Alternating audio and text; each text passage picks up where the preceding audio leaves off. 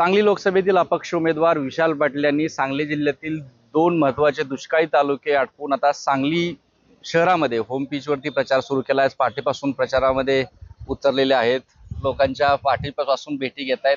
काय प्रतिसाद सांगली शहरामध्ये? सांगली माझी होम पिच आहे। सांगलीतला मी रहिवासी आहे। सांगलीकरांना इच्छा होती की सांगलीचे मुद्दे प्रभावीपणे समजणारा आणि मांडणारा उमेदवार त्यांना पाहिजे होता आणि ह्या सगळ्यांच्या जोरावरच माझी उमेदवारी आहे। त्यामुळे आता काय प्रचार करणं महत्त्वाचं नाही, पण तो लोकांपर्यंत पोहोचणं, लोकांनी आधीच मला उभं केलेलं आहे। लोकांपर्यंत पोहोचणं, त्यांचा आशीर्वाद घेणं हा आजच्या सकाळच्या कार्यक्रमाचा नियोजन होतं आणि प्रत्येकाला भेटलेलो आहे आणि प्रत्येकजण अत्यंत प्रेमाने जवळ बोलवून, विशाल तू जो निर्णय घेतलायस तो बरोबर आहेस, धाडस केलायस, बरोबर आहे, आम्ही तुझ्या पाठीशी आहे, हे प्रत्येकजण कानात येऊन सांगत होतं, उघड सांगत होतं आणि त्यामुळे माझाही विश्वास आजच्या कार्यक्रमावर वाढला आहे। प्रदेश काँग्रेस कमिटीकडून काल मेळावा गेला, ज्येष्ठ नेते येऊन गेले आता सांगलीमध्ये, कारवाईबाबत अहवाल पाठवू, कसं बघताय कालच्या मेळाव्याकडे, त्यामध्ये उठवलेल्या संतप्त प्रतिक्रिया आणि काही प्रमुख नेत्यांच्या भाषणात? हे बघा, आता शिवसेनेनं काँग्रेसवर अत्यंत वाईट पद्धतीनं प्रेशर टाकून ही सीट काढून घेतलेली आहे। माझं अजूनही म्हणणं आहे की तुम्ही ताकद दाखवून दिली की तुम्ही आघाडीत, तुमची गरज आहे म्हणून तुम्ही दबाव टाकला, तुम्हाला उमेदवारी मिळवणार यश मिळालं, तर आता वस्तुस्थिती त्यांनी समजून घ्यावी आणि माघार घ्यावं आणि हा उमेदवार आता चालणार नाही त्यांचा आणि लढत ही भाजप विरुद्ध विशाल पाटील अशीच होणार आहे। पण अजूनही तो प्रेशर थांबत नाही आहे। मला विश्वास आहे डॉक्टर विश्वित कदमांनी माझ्या पाठीशी राहण्याचा निर्णय खूप महिन्यांपासून, वर्षापासून घेतलेला आहे आणि त्यामुळे त्यांनी खूप प्रयत्न केले आणि त्यांचा सुद्धा अपमान आज ह्या पूर्ण प्रक्रियेतनं झालेला आहे आणि त्यामुळे ते खूप भावनिक होऊन बोलत होते आणि मी त्यांना एवढंच सांगू इच्छितो की बाळासाहेब, आम्ही तुमच्या पाठीशी आहे आणि ही निवडणूक झाल्यावर, निवडून आल्यावर आम्ही तुमचंच नेतृत्व मानणार आहे। त्यामुळे कार्यकर्ते थोडे आक्रमक आहेत, थोड्या भावना त्यांच्या रोषाकडे वळलेले आहेत, पण ते सांभाळून घेऊ। हे कार्यकर्ते काँग्रेस पक्षावर राग काढणार नाहीत, हा राग शांत करून मतदान पेटीतनं प्रचारात वापरून हा काँग्रेसचा विचारचा माणूस ते निवडून आणतील। अहवालाकडे तुमचे डोळे आहेत? नाही, मला वाटत नाही, मी आधीच सांगितले, मला वाटत नाही की काँग्रेस पक्ष माझ्यावर कारवाई करेल। मी काँग्रेस पक्षाच्या उमेदवाराच्या विरोधात लढत नाहीये, मी काँग्रेस पक्षाच्या मतदारांसाठी लढतोय। तो संघटना टिकवण्यासाठी, विचार टिकवण्यासाठी एक स्वाभिमानी कार्यकर्ता म्हणून मी लढतोय। पक्षासाठी आमच्या घराचं खूप मोठं योगदान आहे आणि एवढ्या योगदानानंतर मला वाटत नाही की काँग्रेस पक्ष असा कुठला निर्णय घेईल आणि मी एक सच्चा कार्यकर्ता काँग्रेस पक्षाच्या विचारधारेचा आहे।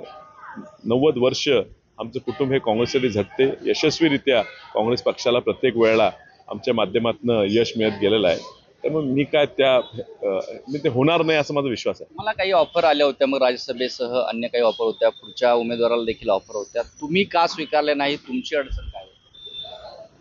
इतर कुणाला काय ऑफर होते ह्याची काय मला कल्पना नाही, पण जाहीर शिवसेनेमार्फत किंवा काँग्रेसमार्फत काय बोलणं होतं काल, मी भावना विश्वित कदमांच्याही ऐकल्या आणि त्यांची इच्छा ही सीट काँग्रेसकडे राहावी अशीच होती। मात्र राज्यसभेवर विशालनी जावं, एवढं आपण मेहनत केली आहे, त्यांनी जावं असं त्यांची म्हणणं होतं।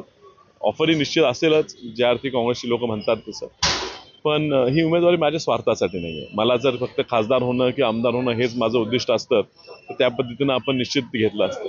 ही लढाई जनतेची आहे, ही लढाई स्वाभिमानाची आहे, ही लढाई सांगलीची अस्मितेची आहे आणि ह्या लढाईतनं मी पळ काढणं शक्य नव्हतं। त्यामुळे जर नशिबात खासदार होणं असेल तर ही संधी जरी सोडली असेल तर जनता मला खासदार करेल असा मला विश्वास आहे। विधानसभेचा एक मुद्दा विश्वित कदम यांनी उपस्थित केला की आता विधानसभेत ऐकून घेतलं जाणार नाहीये, पुढची तयारी? हे खूप चांगलं वक्तव्य त्यांनी केलं। काँग्रेसचा प्रत्येक कार्यकर्ता नाराज आहे। आज म्हातारी मेल्याचं दुःख नाही, पण का सोकावतं ही भावना कार्यकर्त्यांमध्ये आहे। आज सांगलीसारखी लोकसभेची जागा जी 16 वेळा जिंकली आहे, भारतात 16 वेळापेक्षा जास्त काँग्रेसने जिंकलेली एकही सीट नाही आहे। अशी सीट जर काँग्रेस सोडू शकत असेल तर उद्या ह्या आघाडी धर्मात सगळ्या जागा उद्या शिवसेना, राष्ट्रवादी सोडल्या नाही तर का आश्चर्य वाटायचं कारण आहे का? आणि त्यामुळे कार्यकर्त्यांना एक धीर द्यायची गरज होती। कोणतरी आमच्यासाठी लढते, माझ्यासाठी ते लढले आणि आज पुढच्या कार्यकर्त्यांसाठी, विधानसभेला इच्छुक असणाऱ्या कार्यकर्त्यांसाठी, महापालिकेला, ग्रामपंचायतीपासून वरपर्यंत लढणाऱ्या कार्यकर्त्यांसाठी कोणतरी लढते ही त्यांना भावना दाखवणे गरजेचं होतं आणि त्यांनी चांगल्या वेळी दाखवलेली आहे आणि त्यामुळे कार्यकर्त्यांना थोडा धीर मिळाला की पुढे आपलं कोणतरी वाचवणारं आहे.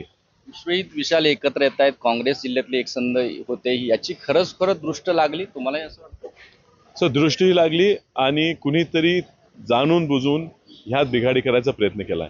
पण आम्ही मनाने एक आहोत, कायम एक राहणार. ह्या निवडणुकीत विशाल पाटलाचा विजय निश्चित आहे आणि विशाल पाटील दिलेल्या शब्दाप्रमाणे विश्वजित कदमांना मुख्यमंत्री करण्यासाठी झटणार म्हणजे झटणार. या इलेक्शनमध्ये नेते एकीकडे राहतील, कार्यकर्ते एकीकडे राहतील, असं चित्र काय? मी आपल्याला सांगतो की त्या व्यासपीठावर, मग तो शिवसेनाचं व्यासपीठ असो नाही तर भाजपचं व्यासपीठ असो, जेवढी नेते उभे आहेत ती एकही त्या उमेदवाराचा मनापासून प्रचार करत नाही. कुणाची इच्छा नाही की ते दोघंही निवडून यावेत. पण धर्म पाळा लागतो, मग युतीचा असो नाही तर आघाडीचा असो. त्यामुळे सगळी लोक, कार्यकर्ते ही 100% माझ्या पाठीशी राहतील, हा मला विश्वास आहे. तर विशाल पाटील यांनी आपल्या आज मॉर्निंग प्रचार यात्रेमध्ये अनेक गोष्टीवर देखील संवाद साधत असताना अनेक काँग्रेसचा मेळावा, याशिवाय काँग्रेस मेळाव्यातून आलेली वक्तव्य यावर देखील जाहीरपणे खुलासा केलाय. कॅमेरापासून सुजित सोबत कुलदीप माने, एबीपी माझा, सांगली. एबीपी माझा, उघडा डोळे बघा नीट.